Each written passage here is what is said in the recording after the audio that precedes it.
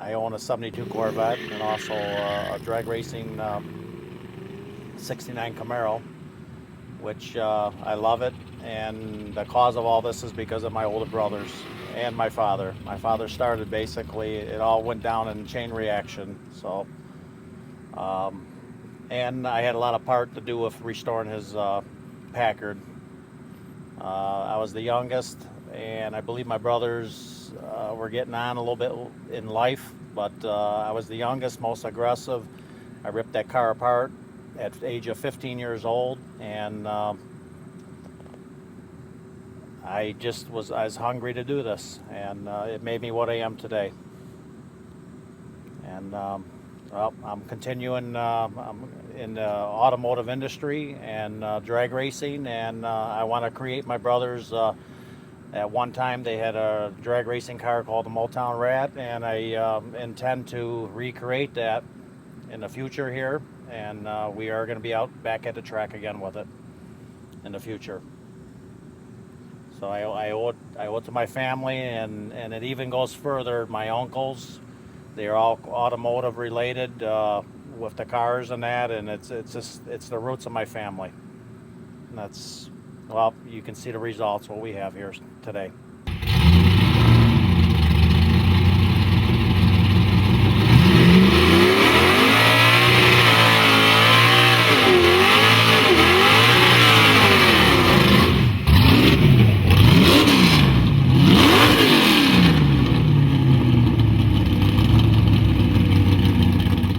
Now, how did the appreciation of the vehicles and the restoration of the Packard Hawk influence the relationship with your family, with your wife and your children?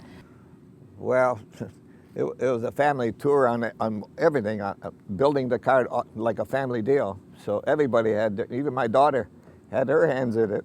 Traveling with you and everything. Right. And didn't your wife coin a phrase for the vehicle? Yeah. Finally, when the car was the way it is now, she always referred to the car as a white knight.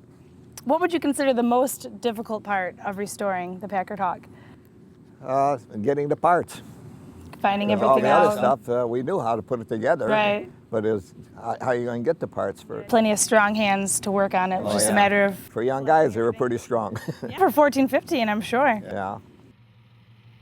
Now, the car sits as it would have in 1958 right now, right, with most of the original parts and so on. Can you tell us a little bit about the car's history? Well, what it's gone through, car shows?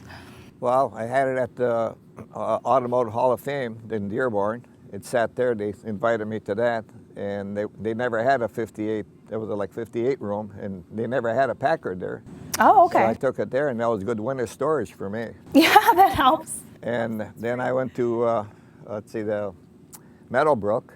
You get invited to that too. You just don't bring your car in there. You have to know somebody to get you in there. The Concours d'Elegance? Yes. How did they hear about you for the Hall of Fame or the automobile? Well, I went to a couple of orphan shows. That's up in Ypsilanti, and one of the fellas, he had a show and he wanted, when he spotted my car, he said, "I want you to bring that car to the Automotive Hall of Fame." Okay, so it's a matter of networking too and having the right people. No, I didn't know half of these people I never even saw or heard of. The car speaks for itself. Right. It just kind of pulled in. Okay. Then a couple of them asked for pictures, and I sent them the pictures.